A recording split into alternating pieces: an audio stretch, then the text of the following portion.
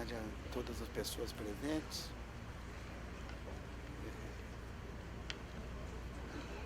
Agradeço aí a organização do evento, o convite que me foi feito para participar dessa mesa. E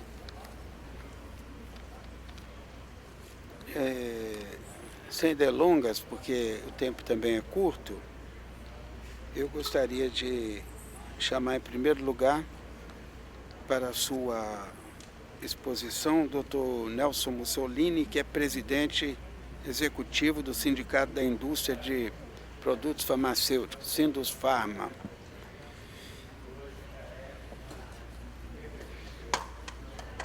E peço a sua senhoria que se apresente para o público, que ainda não tem o prazer de conhecer.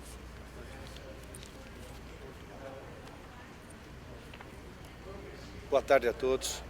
É sempre um prazer participar de um evento como esse e falar um pouco da indústria farmacêutica. Antes, rapidamente, eu me apresentar, sou Nelson Mussolini, sou advogado por formação, trabalho na indústria farmacêutica, né, há mais tempo do que a maioria das pessoas que estão aqui. Eu tenho 45 anos de indústria farmacêutica.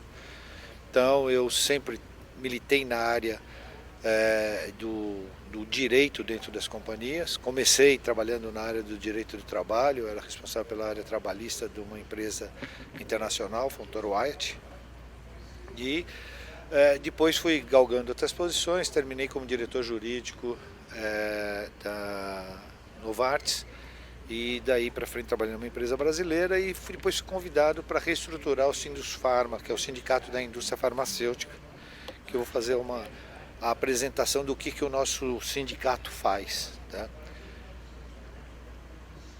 Então, o nosso sindicato completou 90 anos esse ano. Ele é mais antigo do que a CLT, que foi comentada hoje, que tem 80.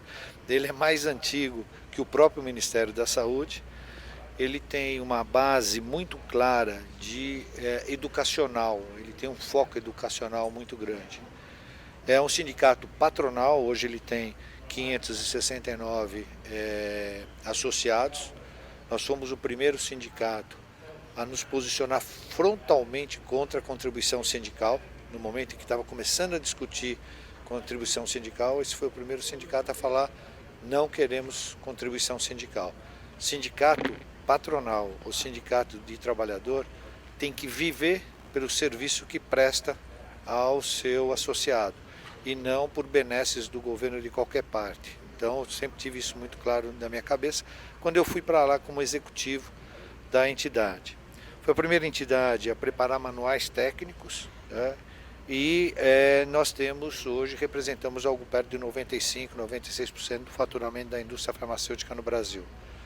Temos sede em São Paulo, escritório em Brasília, e hoje nós temos uma representação nacional. Ainda não somos um sindicato nacional, estamos progredindo para isso, tem uma série de etapas para vencer, mas somos um sindicato que tem uma conotação muito grande no Brasil inteiro. Né? Nós temos uma atuação muito grande no Brasil inteiro. Nós temos problemas seríssimos quando a gente fala de atuação no Brasil. Nós temos um problema sério de as questões trabalhistas, como nós devemos tratar. O sindicato defende as empresas nas convenções coletivas de trabalho, defendemos em São Paulo, no estado inteiro, defendemos na área dos propagandistas vendedores, o que nós chamamos de representantes da indústria farmacêutica, que é aquela pessoa, aquele trabalhador que vai ao médico promover os nossos produtos. Nós temos uma linha de produtos que a gente chama de linha de produtos éticos, que eles não podem fazer propaganda na televisão ou em meio de comunicação, nos meios de comunicação. Tem que ser a propaganda direto ao profissional médico. Né? Esse profissional, essa categoria é uma categoria especial, tem uma lei especial. Nessa lei fica muito claro que eles não têm controle de horário, né? Mas as questões trabalhistas estão evoluindo por uma proteção. Opa, perdão, é o meu mesmo. Que duro. Tem uma proteção muito grande do trabalho. Tá? Então a gente tem problemas seríssimos, a gente vem enfrentando problemas seríssimos de uma certa forma de benesse que a Justiça do Trabalho tem oferecido àqueles que vão reclamar. Né? Nós temos trabalhadores espalhados pelo Brasil inteiro, né? Temos ações trabalhistas espalhadas no Brasil inteiro, isso virou uma certa indústria. Né?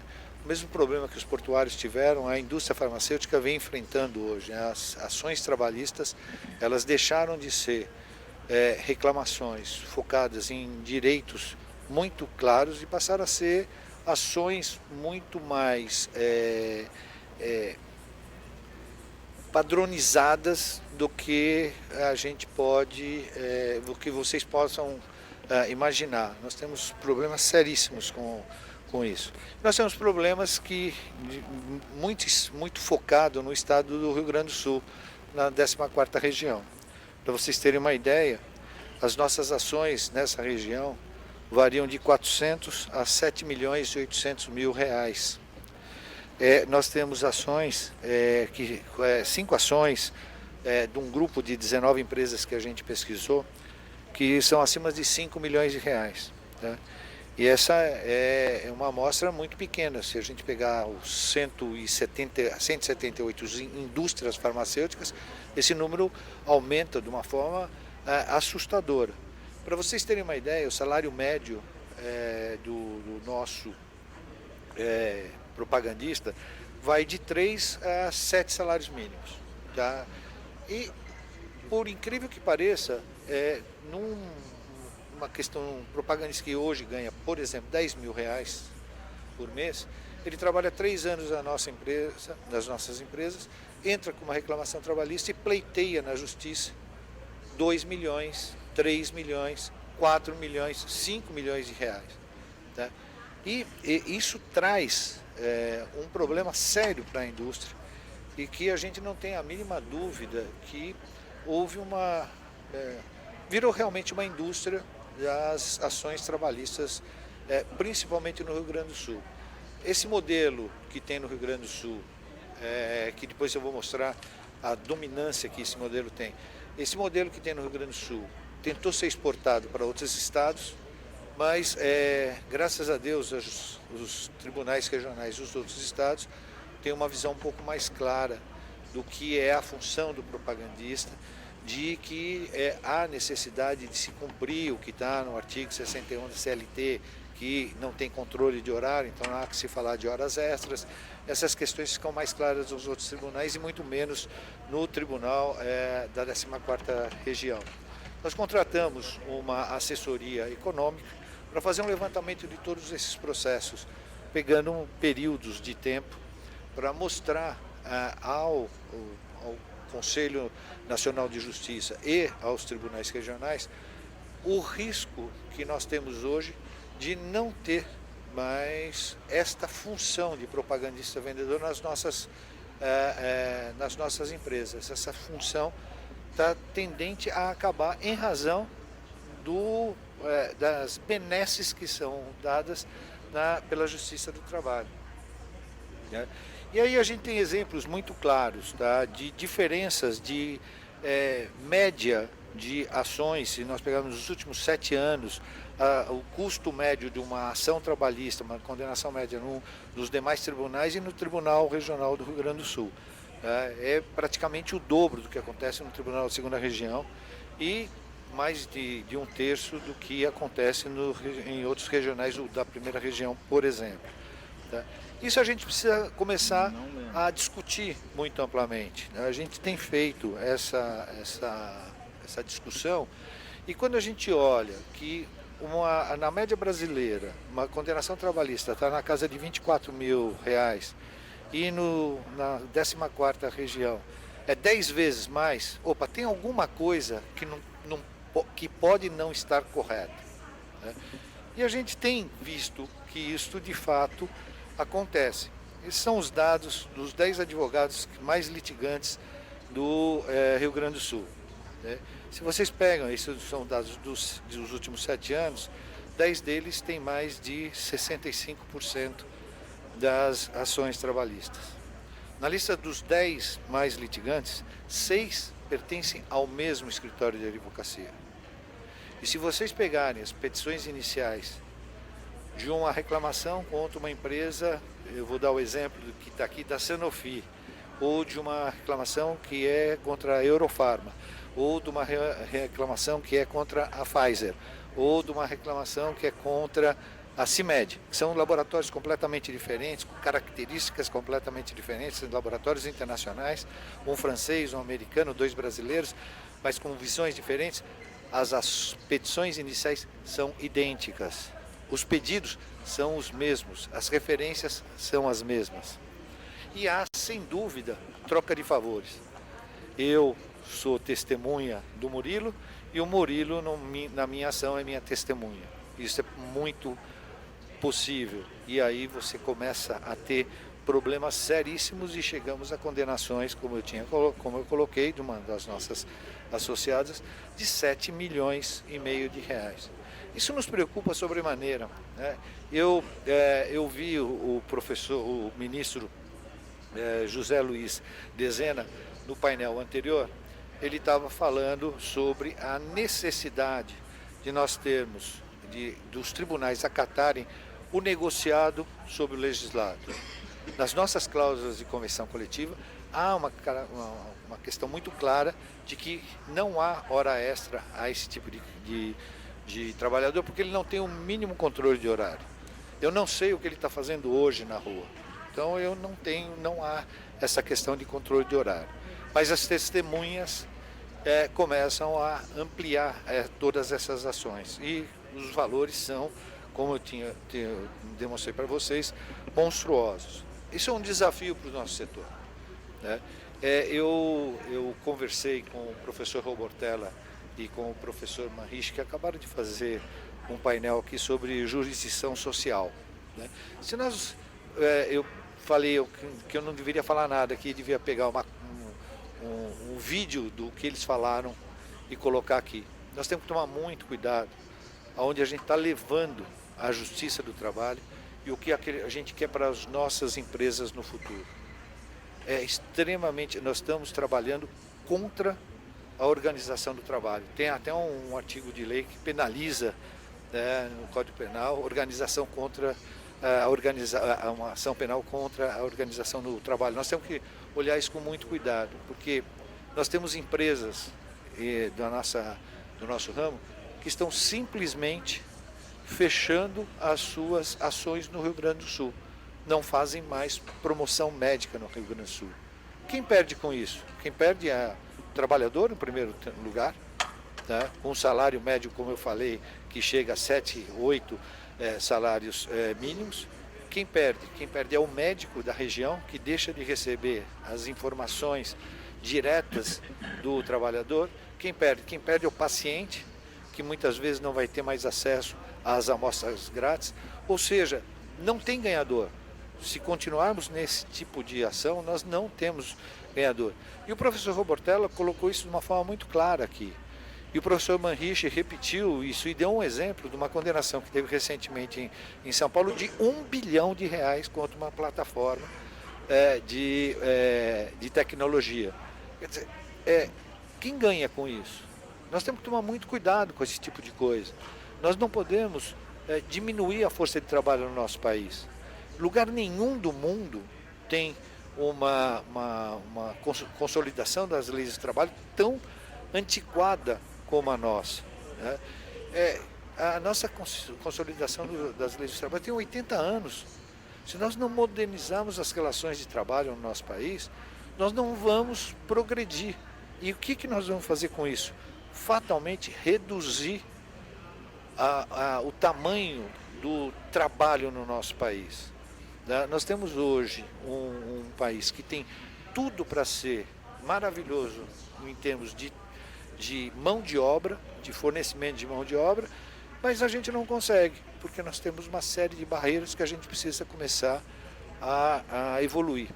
E nós temos que ter a convenção coletiva de trabalho, a negociação franca, ela já foi falado hoje também sobre isso, ela tem que ser cada dia mais usada cada dia mais, entrar na nossa cultura, né? E os juízes, eles precisam ouvir que se houve uma negociação coletiva de trabalho, que determinou determinados parâmetros, que fixou determinados parâmetros na relação empregador, empreendedor e trabalhador, ele tem que aceitar aquilo. Não pode o próprio sindicato laboral ir na justiça contestar um acordo coletivo que ele assinou espontaneamente, de forma livre e de forma negociada. Então nós temos que evoluir rapidamente, porque se nós não evoluirmos rapidamente, nós não vamos ter para onde evoluir no futuro. Este nosso ramo de atividade, a propaganda médica, de ponta a ponta, o homem com o médico, o propagandista com o médico, representando a nossa empresa com o médico, ele vai acabar, né? Eu quero agradecer a vocês, fico à disposição de todos vocês, aqui tem todos os meus contatos, tá? Eu sou uma pessoa que trabalho bem com celular e com o WhatsApp, vocês viram que ele até tocou aqui, tá? Então, por favor, se precisar algum contato, alguma informação mais, eu fico à disposição e a apresentação está à disposição de todos vocês. Muito obrigado.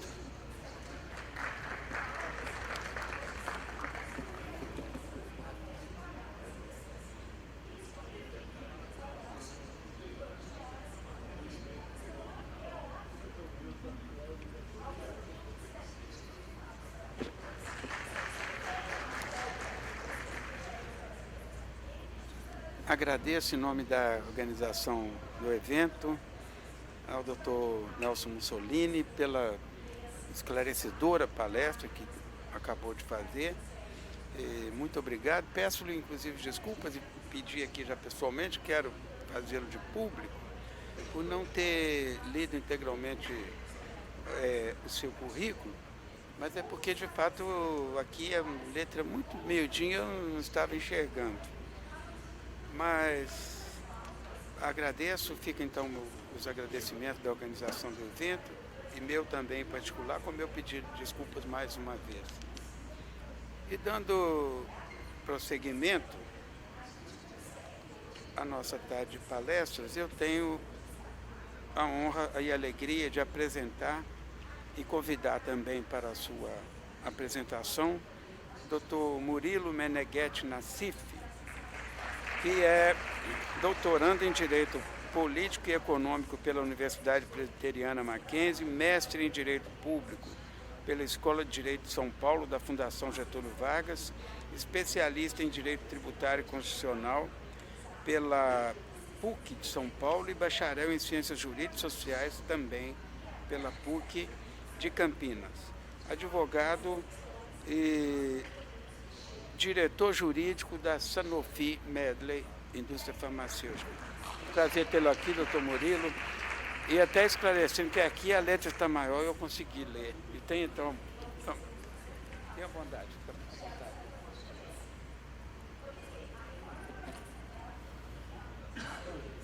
Boa tarde a todos, é um prazer estar aqui hoje nesse evento. Aproveito para parabenizar toda a organização. Esse evento brilhante, sala cheia, lotada, fantástico, né?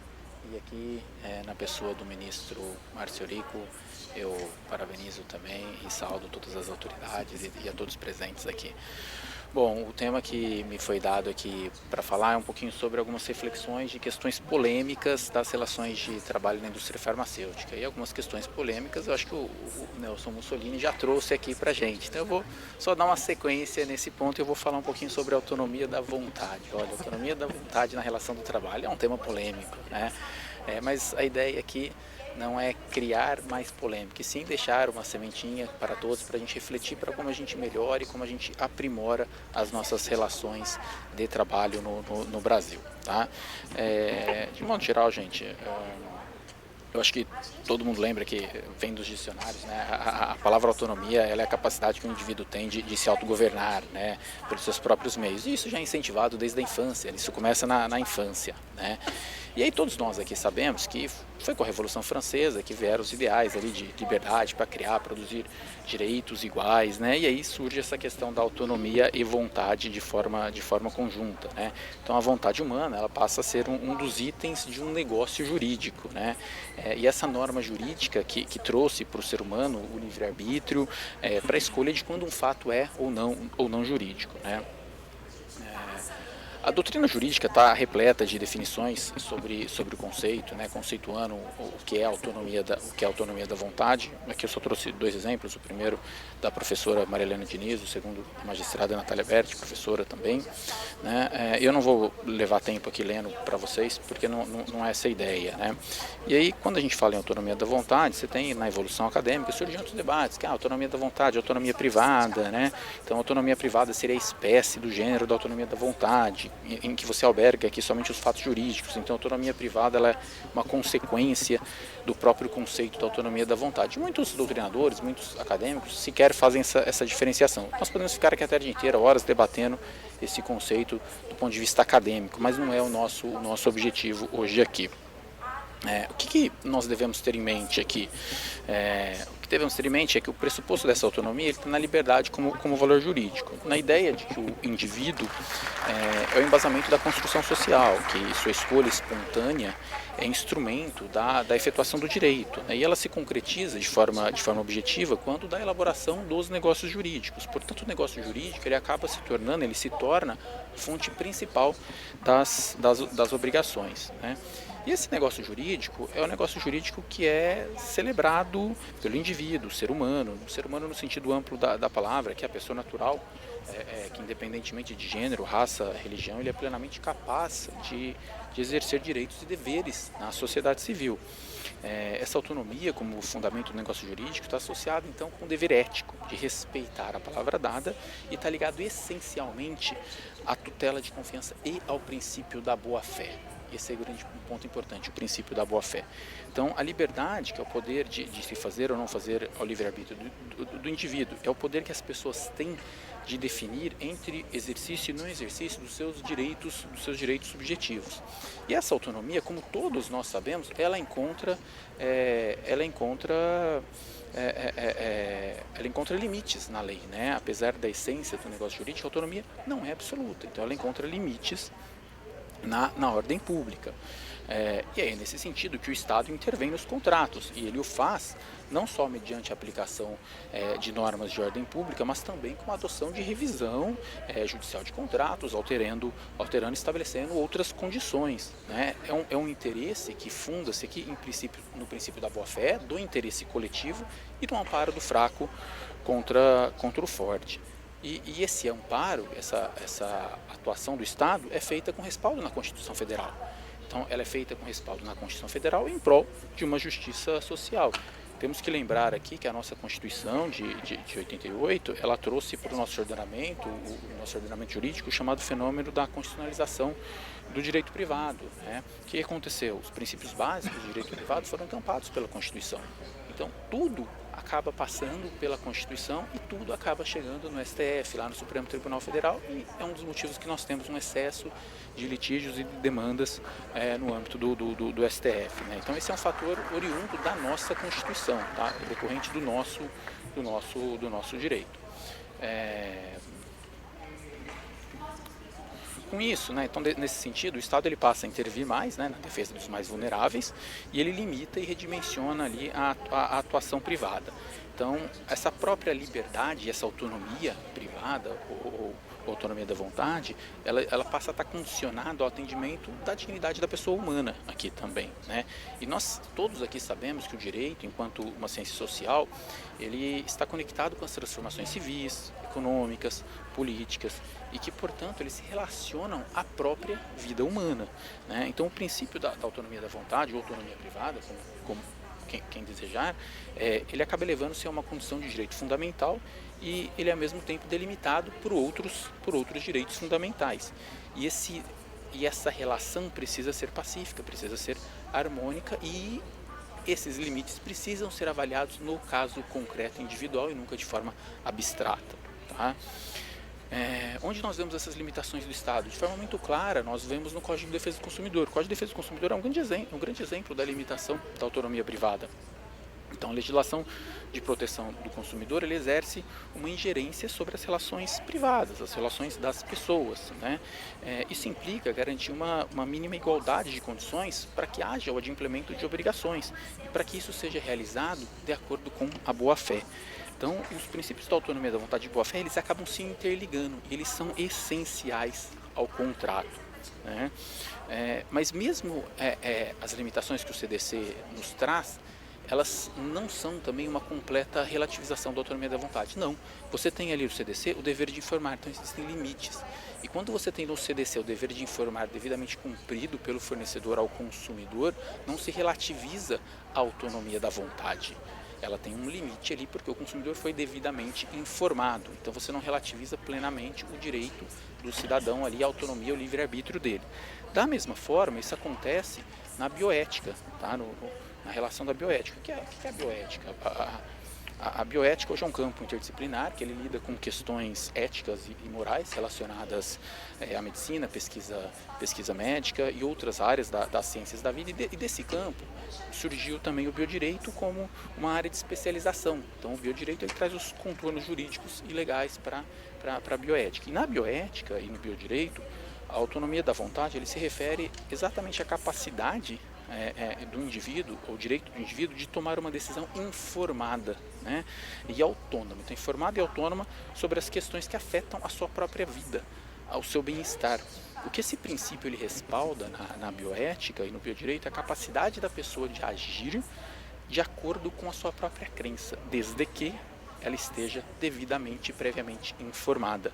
A informação prévia que nós encontramos aqui na bioética é o que nós chamamos de consentimento informado. E é daqui que brotam, que surgem os debates sobre direito à morte com dignidade, autonomia, testamento vital, que hoje a pessoa pode chegar a um momento que ela consegue dispor da sua própria vida. Isso já é aceito em vários ordenamentos no mundo inteiro, dependendo da situação de saúde desse cidadão. Então ela tem uma autonomia decisória, né? E o que isso tem a ver aqui com a relação do emprego? Que nós também, na relação jurídica do trabalho, nós temos uma relativização da autonomia da vontade, né? Então, a relação de trabalho, emprego regida pela CLT, ela relativiza a autonomia de vontade do empregado frente a um determinado poder para mitigar o abuso, a desigualdade, exploração. Isso está correto? Isso não está errado. Você tem que proteger o elo mais fraco do elo mais forte, como nós vimos ali na relação do Código de Defesa do Consumidor e na própria bioética, né? Mas a questão é que, será que a gente precisa relativizar tudo, relativizar toda a autonomia da vontade do trabalhador? Nós precisamos chegar a esse extremo? E a mim me parece que não, né? No âmbito do direito coletivo, que foi muito mencionado aqui, o professor Bertella fez uma linda apresentação hoje sobre o tema, me parece que nós não temos essa assimetria na relação do direito coletivo como você tem no direito individual. Então, por consequência, a autonomia coletiva da vontade, ela não está sujeita aos mesmos limites que a autonomia individual, né? Falamos do tema 1046 aqui hoje também, várias pessoas comentaram, e esse é um dos temas polêmicos que entra na indústria farmacêutica, como o Nelson Mussolini colocou aqui pra gente, né?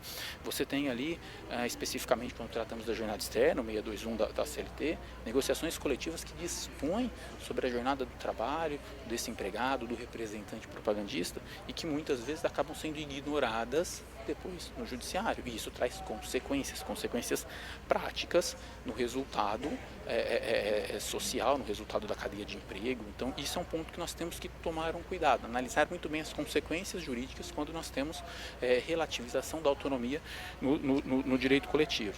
E aí, para ser um pouquinho mais polêmico, né, para deixar mais para reflexão aqui um pouquinho também, nós podemos falar que, no mesmo sentido, o empregado é hipersuficiente, né? Então, desde 2017, o legislador brasileiro definiu alguns critérios para uma livre estipulação do empregado que detém uma certa capacidade técnica, que detém uma remuneração mais elevada, e isso precisa também, em tese, aqui, né, ser respeitado. Foi algo que foi trazido pelo legislador brasileiro. Nós estamos falando aqui, os hipersuficientes, talvez em 3, 4% da população brasileira, não mais do que isso. Se essas pessoas não têm capacidade para tomar suas decisões, decidir por seus próprios atos, quem terá? Então é algo que a gente tem que olhar com cautela, da mesma forma que nós olhamos o direito coletivo, mas sempre no caso individual concreto, e nunca de forma abstrata. Tá? E por isso que o tema é polêmico, porque você tem vários debates que circundam aqui o assunto. Tá? Seguindo aqui, e já caminhando aqui para a parte de conclusão, o que eu trago aqui, né? Será que nós estamos nesse mundo de mudanças, nós estamos de fato buscando a verdade real? Será que nesse mundo conectado, digital, que nós estamos vivendo hoje, nós de fato estamos olhando o que vai ser a consequência do futuro do trabalho, para o bem e para o mal? Como que a gente dosa isso, como que a gente mede isso de forma a proteger o todo? Eu vou pensar aqui especificamente no caso da Justiça do Trabalho em relação à indústria farmacêutica, né? Será que nessas ações judiciais de propagandistas vendedores, em que se discute a jornada externa, se um empregador ele não conseguir provar, seja por contraprova e por conta da prova negativa também, que era impossível haver um controle de jornada do empregado que realiza uma atividade externa, será que deve o julgador arbitrar uma jornada, e arbitrar uma jornada que seja diferente daquela que o próprio reclamante entendeu existir nos documentos que ele trouxe no inicial? Então o reclamante alega que tem ali uma pretensa prova para o controle da jornada. Será que a gente precisa arbitrar, ou será que a gente pode balizar uma eventual condenação se de fato houve essa jornada excessiva? Porque se de fato houve, é direito do empregado, né? Será que a gente consegue calcular ali, verificar? Será que não está na hora da gente sair dos extremos, ou tem controle ou não tem controle, e começar a olhar esse tema mais a fundo, que de fato está impactando, né? Porque por imposição lógica, quando a gente trata do controle, ou você tem controle ou não tem controle. Mas será que é esse mesmo caminho? Será que essa é a direção atual, considerando o mercado de trabalho e as inovações tecnológicas que nós temos, que de fato a gente precisa seguir? Será que não tem que rever esse posicionamento? Isso, e seja debate, e seja discussão, e seja muita abertura para tanto, né? E eu vou encerrar aqui as minhas reflexões aqui sobre o tema aqui da autonomia da vontade, como ela se conecta aqui com o mundo moderno, com o direito e com o trabalhador, né? E deixar para reflexão o seguinte: será que de fato, ao a gente relativizar a autonomia da vontade em casos específicos, especialmente no direito coletivo, ou de um empregado hipersuficiente, dependendo do caso concreto, será que de fato nós estamos gerando mais ou menos empregos? Será que isso está levando as pessoas a cumprirem com seus deveres e com suas obrigações, ou só apenas reclamar por eventuais direitos? Será que isso está nos ajudando a melhorar a ética e mitigar a corrupção e mitigar a mentira? Será que nós estamos de fato informando as pessoas, exigindo do cidadão que ele tenha os seus direitos, mas que ele também cumpra os seus deveres e as suas obrigações? Afinal de contas, teve um dever de informar, que foi cumprido, teve uma negociação, não existe um vício de consentimento na relação. Lembrando que o vício de consentimento não tem nada a ver com os motivos que uma pessoa tomou ou levou a tomar aquela decisão, né? Então, será que de fato nós estamos fazendo a justiça social? São essas considerações que eu trago aqui, esses pontos para reflexão, para fechar aqui o nosso ponto. E deixo, será que nós não estamos violando aqui o princípio do venire contra factum próprio, né? Então são pontos muito mais para debates, para reflexão, para a gente pensar como que a gente aprimora mais essa relação nesses temas que são delicados e que tem um impacto muito grande no setor farmacêutico, como o Nelson Mussolini trouxe aqui na apresentação anterior aqui dele. É isso, pessoal, obrigado.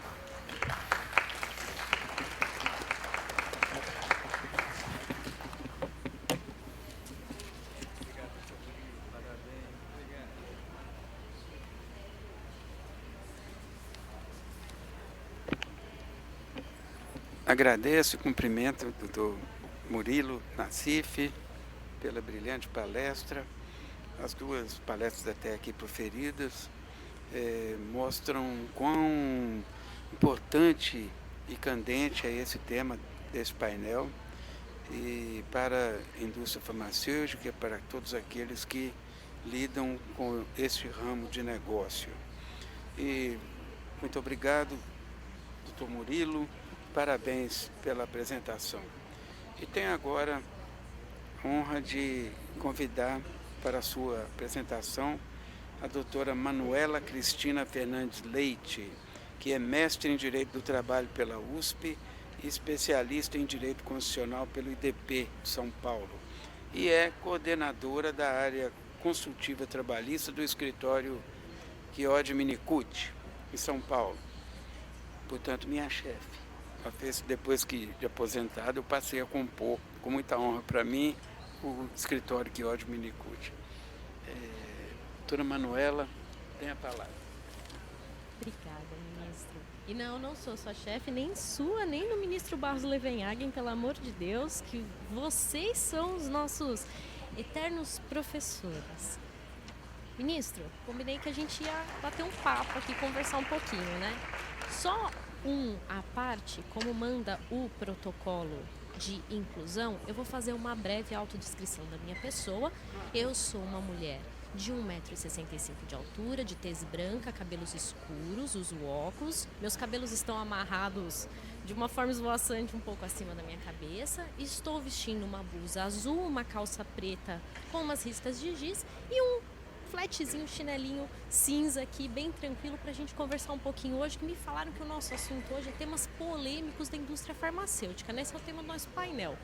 Por polêmicos, ministro, entendo.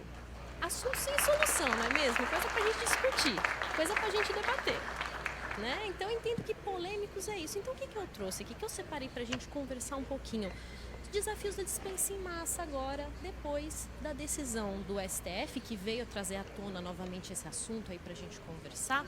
Os desafios que a gente enfrenta na dispensa em massa, que não são peculiares da indústria farmacêutica especificamente, mas é uma indústria que cabe um ótimo exemplo dessas dificuldades que a gente vai enfrentar. Por quê? Quando eu digo dificuldades, o que eu estou querendo falar especificamente é da fragmentação da representação sindical, que era tema aqui do painel ao nosso lado, que está falando sobre direito sindical, sobre direitos coletivos também.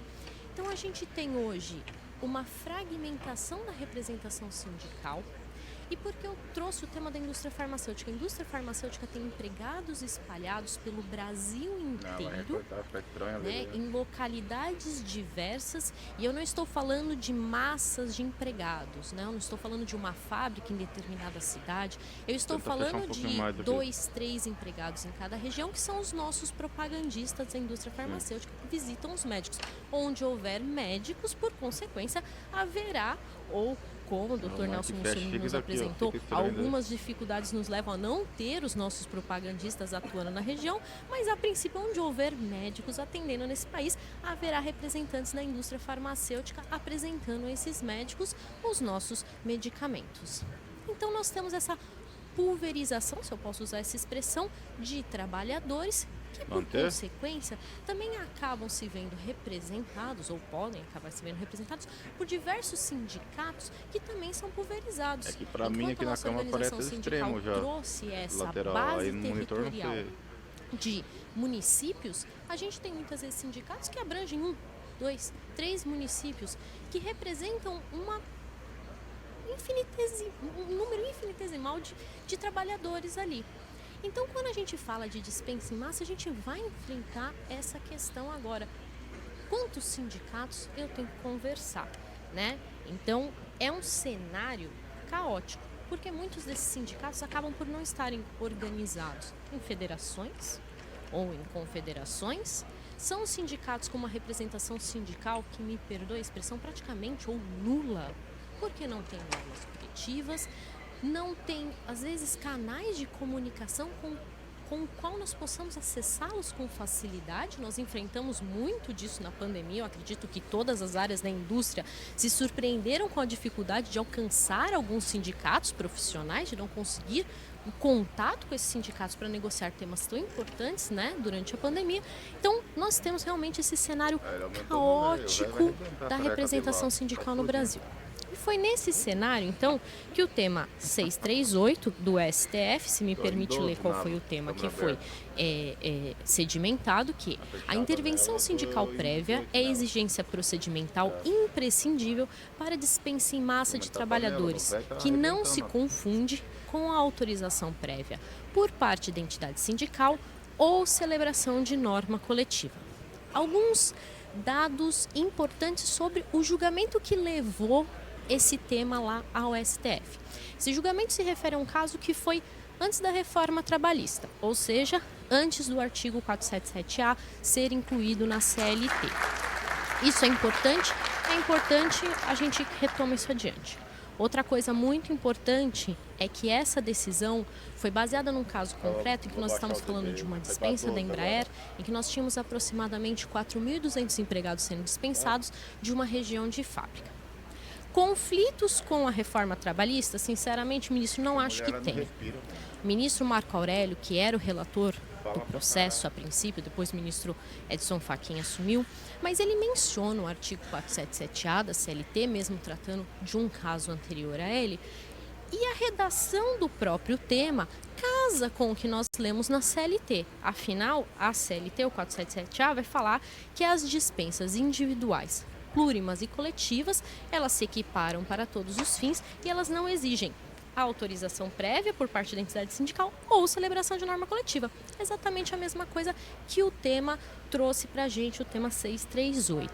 Então, entendo que, a despeito da reforma, como tenho ouvido até alguns colegas comentarem, essa decisão do STF, não, ela leva em consideração a reforma e havemos de convir, o STF, quando atua enquanto Tribunal Constitucional, como foi nesse caso, ele sedimenta os princípios da Constituição Federal que estão acima da CLT. E nesse caso, qual foi o princípio que eles valorizaram? O princípio do diálogo, o princípio da participação sindical nesse processo de dispensa em massa que é tão sensível, seja a própria indústria que está fazendo, seja a sociedade como um todo que receberá essa massa de pessoas provavelmente desempregadas aí por um período razoável de tempo, né? Não, por exemplo, vamos falar de fechamento de fábricas da indústria automotiva no interior de determinados lugares, são fábricas que alimentam aquela região, que são muito importantes.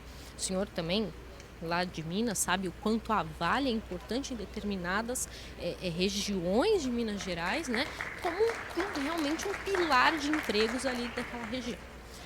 Pois bem, o STF buscou sedimentar esses princípios de diálogo, de participação sindical, mas continuou, nos deixou com um problema que nós já tínhamos há muitos anos e a CLT não nos ajuda a resolver, que é dispensa em massa, ministro.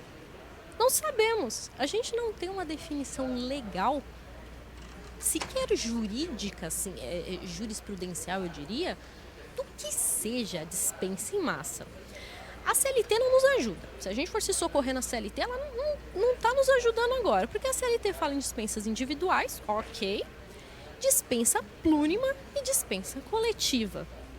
O STF, ao analisar o tema 638 ali nos embargos de declaração, ele consignou o princípio de que Aurélio é só o ministro Marco, falou que ele não é dicionário, então o STF mesmo falou assim, não, eu não fiz classificação de acordo com a CLT. Deu lá o ED modulando os efeitos no tempo, mas não modulou o alcance do que seja dispensa em massa. Então nós temos o uso de uma expressão, dispensa em massa, numa orientação, um tema repetitivo de força vinculante do STF, não temos a reprodução desse conceito jurídico em nenhuma norma e, pelo contrário, nas normas, na legislação, nós temos a utilização de duas outras expressões que também não temos definição, dispensas plurimas e dispensas coletivas. Muito do que a gente encontra é socorro na doutrina de grandes, né, especialistas do direito do trabalho, que no fim acabam por conceituar a dispensa coletiva como aquela que tem um denominador comum, uma questão empresarial por detrás.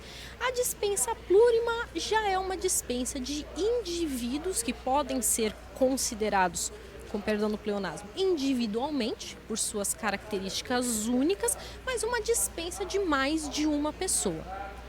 A meu ver, quando a gente fala das grandes dispensas em massa e o próprio assunto que chegou no Supremo Tribunal Federal, seria então o equivalente ao que a gente chama de dispensas coletivas, né? São as dispensas por questões econômicas, técnicas, fechamento de planta. No caso da indústria farmacêutica, por exemplo, que a gente chama os fechamentos de territórios de atuação desses propagandistas. Não tem uma fábrica lá, mas eu tenho propagandistas atuando em determinada região. A gente tem fechamentos de territórios. Então, entendo que quando a gente vai falar bastante da dispensa em massa, a gente vai estar falando da dispensa coletiva, mas nada impede da gente estar falando de uma dispensa plurima e o juiz vir a entender que a dispensa em massa é a plurima também.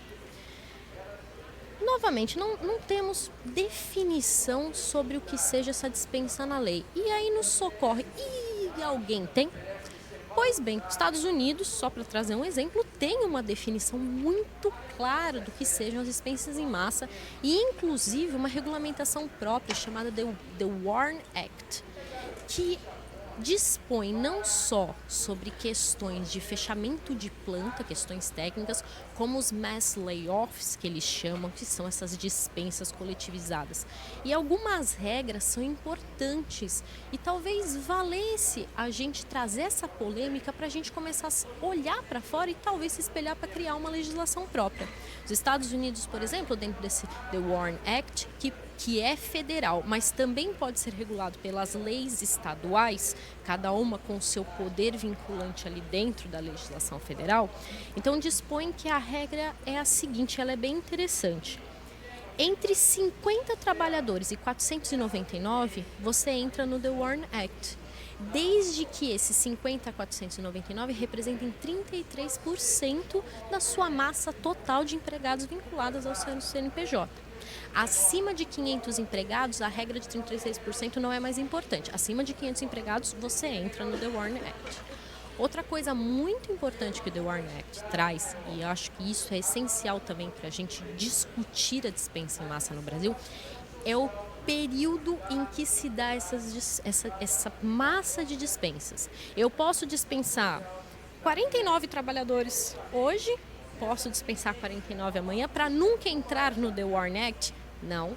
A norma estabelece o lapso de tempo que você considera para fazer essa contagem do que seja a dispensa em massa, o mass layoff, né, ou o fechamento de planta. O fechamento de planta é mais certinho, né? Você precisa encerrar aquela atividade numa determinada data. Já o mass layoff pode ser um negócio mais divididinho no tempo, assim. E a lei traz isso e nos traz clareza. Os empregadores lá sabem que se eu estou programando essas dispensas, eu tenho que atuar conforme o The Warren Act. Eu tenho que atuar informando meus empregados com a antecedência necessária. Eu tenho que atuar cumprindo todos os requisitos, as estabilidades, fazendo os pagamentos que... Parou, agora voltou. Que forem necessários. Então, assim, eu tenho uma clareza e é isso que a gente não encontra hoje no Brasil ainda, não com relação às dispensas em massa. Nessa linha, e acrescentando aí pimenta, né, ou lenha nessa fogueira, a gente teve uma decisão recente do TST, junho de 2023, que em uma ação individual, nascida antes da reforma trabalhista, tá? O direito a que se fala aqui nasceu 6 meses antes da reforma entrar em vigor, mas que numa ação individual anulou uma dispensa e reconheceu a reintegração de uma trabalhadora justamente porque a empregadora havia feito dispensas sucessivas sem a participação sindical, sem sequer uma notificação ao sindicato para que, né, tomasse ciência e, se quisesse, participasse disso. Então, em uma ação individual, eu tenho uma situação de anular uma dispensa porque ela viola os paradigmas e a decisão do TST cita o tema 638. E aí o que eu falei do lapso de tempo, ministro, tomando os Estados Unidos como exemplo. A importância da gente falar do lapso de tempo foi justamente porque nessa decisão do TST, as dispensas a que se referiram este caso ocorreram em um período de 6 meses. Não foram dispensas que eu saquei 638, 39 trabalhadores, não me recordo o número ao certo, e mandei embora de uma vez. Não, foram dispensas que foram acontecendo em alguns grupos, em um lapso de tempo um pouquinho maior do que 6 meses ali. Isso é importante, novamente, estamos num limbo, não estamos sem saber como que a gente caracteriza essa dispensa em massa. O que essa decisão do TST me acende o alerta, ministro, é que parece que com o tema 638 e a questão da participação sindical, essa constituição do princípio do diálogo, nós criamos um direito individual homogêneo. A pessoa tem direito de entrar, como foi no caso do TST, e alegar individualmente que a dispensa dela fez parte de uma dispensa em massa não precedida por uma notificação sindical. E eu abro margem também, nesse sentido, para a atuação dos próprios sindicatos legitimados e do próprio Ministério Público. Eu posso ser questionado em 3 frentes, ministro. Ou pelo menos no cenário que temos hoje, posso ser questionado em 3 frentes por uma dispensa em massa.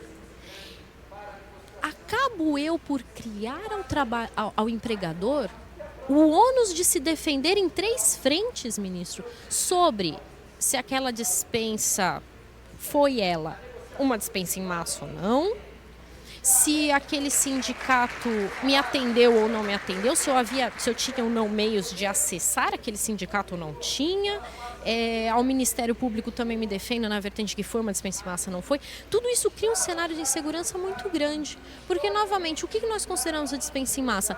A vinculação do número de trabalhadores que eu estou dispensando naquele CNPJ, o número de trabalhadores que está espalhado no Brasil está ligado a cada um daqueles pequenos sindicatos, e cada um daqueles pequenos sindicatos pode me acionar individualmente, mas representando o interesse de 1 ou 2 pessoas que está ali na base deles. Ou eles entram como uma loteria na Justiça do Trabalho e falam assim, não, mandou embora 2 pessoas aqui, a Sanofi ali do Murilo mandou embora aqui 2 pessoas da minha base territorial, vou entrar, vou alegar que é dispensa em massa, sem saber, sem ter o conhecimento do todo. Sanofi que se defenda. Eu crio para o empregador um ônus de defesa extremamente complexo, contrário ao que o STF vem falar na própria decisão principal do tema 638 e nos próprios embargos de declaração. A ideia aqui não é criar um ônus a mais para o empregador, contrário ao que o nosso legislador da reforma trabalhista com 477A quis também. Eu não quero criar um ônus especial para o empregador, não é para criar um ônus especial para o empregador. E sem a regulamentação do que seja hoje a dispensa em massa, ministro, e de como essa notificação se dá, principalmente quando a gente tem situações de entidades não federalizadas, que você não consegue acionar um ente único, sem essa regulamentação, o que a gente acabou por criar nessa jurisprudência foi justamente isso, um ônus a mais para o empregador, de se defender, de se justificar, de se colocar as mãos para o alto e falar assim, não, veja, não foi bem uma dispensa em massa, mas aqui, então, o que é a dispensa em massa? A gente tem hoje sindicatos como o próprio Sindusfarma correndo atrás de ajudar a melhorar, a assentar essa questão, se oferecendo para fazer a mediação com os sindicatos profissionais, da categoria profissional, através, de uma comunicação amigável. A gente tem os sindicatos econômicos, da categoria econômica dos empregadores, se posicionando às vezes para buscar ajudar na solução. Mas, ministro, a solução tem que vir de algum lugar e socorro a nós venha do nosso legislativo, pelo menos para nos orientar no sentido do que seja, em quanto tempo, qual é o lapso. Nós não podemos ficar reféns, infelizmente, de algo que sim, nós entendemos a importante participação sindical, a gente valoriza isso, mas a que ônus? A que custo? Era isso, ministro. Um pouquinho do tema polêmico aí que eu prometi trazer para a gente conversar um pouquinho, e estou à disposição para quem quiser conversar depois. Boa tarde a todos.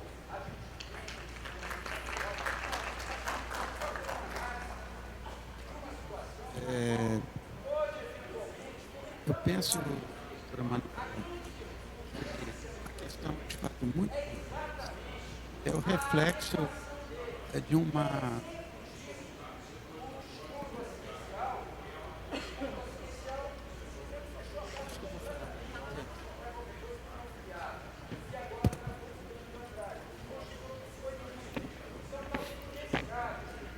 doutora Manuela, como já era de esperar, traz reflexões muito profundas sobre o tema e mostra quão difícil é acharmos uma solução fora do legislativo para essa questão. O Supremo, a meu ver,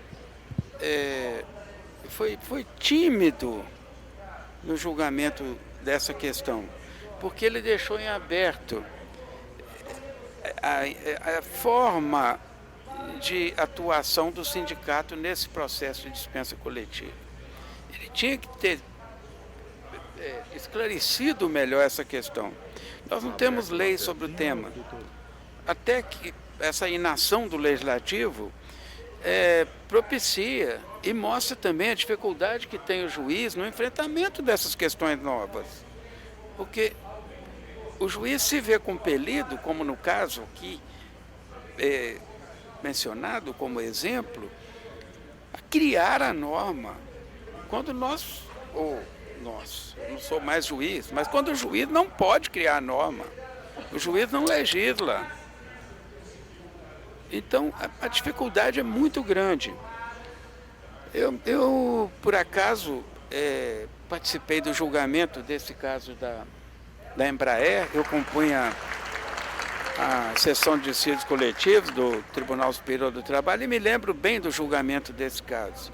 Aquilo foi uma inovação e uma tentativa exatamente de dar um pontapé inicial na discussão do tema, porque aquilo foi uma dispensa em massa, efetivamente, por qualquer aspecto que se considere, por número de empregados dispensados, por números relativos em relação ao número total, proporcionalidade.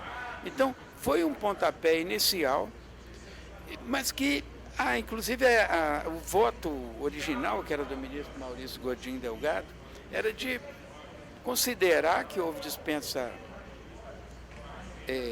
em massa e determinar a reintegração. Então, era um passo além. Não foi o que prevaleceu, e prevaleceu uma solução também meio canhestra. Olha, foi como se o Tribunal Superior do Trabalho dissesse: dessa vez passa, mas nas próximas os sindicatos terão que ser ouvidos. Mas ouvidos como? Em que medida se dá essa participação do sindicato? Então, a questão de fato é complexa, como tantas outras no direito do trabalho atualmente, não é? Mas a doutora Manuela atacou fundamente esses pontos principais. E penso que as dificuldades serão grandes na defesa dos interesses